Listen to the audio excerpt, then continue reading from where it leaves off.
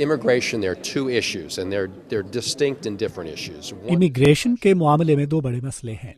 اور یہ دونوں ایک دوسرے سے مختلف ہیں۔ ایک تو غیر قانونی طور پر امریکہ میں داخل ہونے والے تارکین وطن کا ہے، اور میرے خیال میں ہمیں اسے روکنے کے لیے اقدامات کرنے ہوں گے، مگر ساتھ ہی ہمیں یہ یقین دہانی بھی کرنی ہے کہ وہ لوگ جو قانونی طور پر امریکہ آئے اور پھر واپس نہیں گئے، اس کے علاوہ خاندانوں کے افراد کے ایک دوسرے سے ملاقات اور سمندر پار بسنے والے گھر کے افراد کا امریکہ کا وزٹ دوسرا مسئلہ ہے۔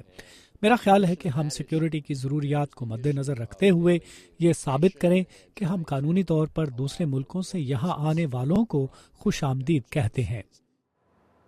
امریکہ میں مسلمانوں کے ساتھ امتیازی سلوک کی شکایات سامنے آتی رہتی ہیں اور ان میں سے اکثر واقعات امریکی ایئرپورٹس پر پیش آتے ہیں۔ ایسے واقعات اور ان کے سدباب پر کانگریس مین ہالینڈ نے کہا،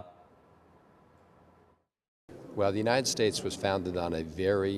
simple and clear principle, which is that we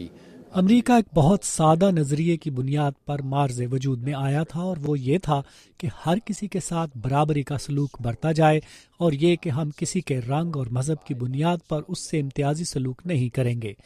یہ بہت ضروری ہے کہ ہم اپنے نظریات کا احترام کریں، اور ہر امریکی شہری، چاہے اس کا مذہب کچھ بھی ہو، اس کا حق ہے کہ اسے برابری کے حقوق حاصل ہوں۔